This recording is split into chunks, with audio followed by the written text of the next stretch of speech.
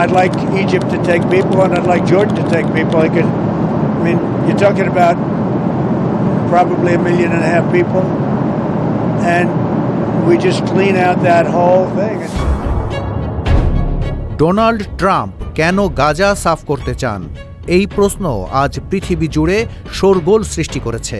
মার্কিন president Donald Trump একটি বিস্ফোরক মন্তব্য করেছেন। Because I'm looking at the whole Gaza Strip right now, and it's a mess. It's a real mess. You'd like Jordan to house people from Gaza, to take people. তিনি দাবি করেছেন গাজার বাসিন্দাদের মিশর ও জর্ডানে আশ্রয় দেওয়া উচিত এবং গাজাকে খালি করা প্রয়োজন। ট্রাম্প মিশর ও জর্ডানকে অনুরোধ করেছেন যেন তারা গাজার আরও ফিলিস্তিনিদের গ্রহণ করেন, তবে তার এই প্রস্তাব পুরোপুরি প্রত্যাখ্যাত হয়েছে।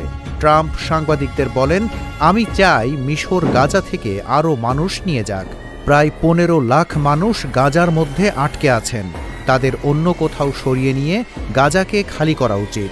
এই প্রস্তাবে তিনি মিশরের প্রেসিডেন্ট আবদেল ফাত্তাহ আল সিসির সঙ্গে কথা বলার ইচ্ছা প্রকাশ করেছেন। ট্রাম্প জানিয়েছেন জর্ডানও এই বিষয়ে সহায়তা করতে পারে। বাদশাহ আবদুল্লাহকে বলছি, যদি আপনি আরও ফিলিস্তিনিদের আশ্রয় দেন তাহলে এটি এক ধরনের মানবিক পদক্ষেপ হবে। এমন দাবি বিশ্ববাসীকে কি ধাক্কা দিল? অবশ্যই। গাজার বাসিন্দারা এক সময়ের সেই একই আঘাতের শিকার হতে চাইছেন না, যা 1948 সালে ফিলিস্তিনিদের হয়েছিল। সেই সময় ইসরায়েলের প্রতিষ্ঠার পরবর্তী লাখ লাখ ফিলিস্তিনিকে তাদের মাতৃভূমি থেকে সরিয়ে দেওয়া হয়েছিল। ট্রাম্পের প্রস্তাব এখন সেই ইতিহাসেরই পুনরাবৃত্তি বলে মনে হচ্ছে। কিন্তু মিশর, জর্ডান এবং হামাস ট্রাম্পের এই পরিকল্পনা পুরোপুরি প্রত্যাখ্যান করেছে। মিশরের পররাষ্ট্র মন্ত্রণালয় স্পষ্ট জানিয়ে দিয়েছে, ফিলিস্তিনিদের তাদের নিজ ভূমি থেকে সরানোর পরিকল্পনা মিশর সমর্থন করে না। জর্ডানের পররাষ্ট্রমন্ত্রীও একই বক্তব্য দিয়েছেন। তিনি বলেছেন, আমরা গাজার ফিলিস্তিনিদের যে কোনো বাস্তুচ্যুতির বিরুদ্ধে শক্ত অবস্থান গ্রহণ করেছি। হামাসও এই প্রস্তাবকে তীব্রভাবে প্রত্যাখ্যান করেছে। হামাসের এক কর্মকর্তা বলেছেন, ফিলিস্তিনিরা গাজার বাইরে কোথাও যাবে না, এটা আমাদের ইতিহাস, আমাদের মাতৃভূমি।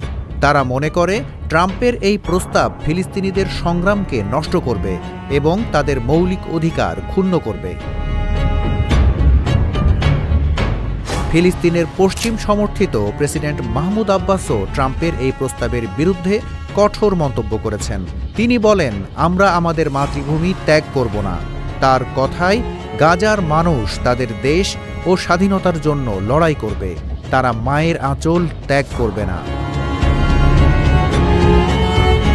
কাতারে অবস্থিত জর্জটাউন বিশ্ববিদ্যালয়ের সহযোগী অধ্যাপক আল আরিয়ান মনে করেন, ট্রাম্পের এমন মন্তব্য গুরুত্ব সহকারে নেওয়া উচিত। তিনি আল জাজিরাকে বলেন, এই ধরনের মন্তব্য অনেক গুরুত্ব রাখে, কারণ গত 1.5 বছর ধরে এ ধরনের দাবি উঠে আসছে। গাজা যুদ্ধের শুরুতেই ইসরায়েলের কর্মকর্তারা ফিলিস্তিনিদের তাদের ভূমি থেকে সরিয়ে দেওয়ার ইঙ্গিত দিয়েছিলেন, যা জাতিগত নিধনের মতো হতে পারে।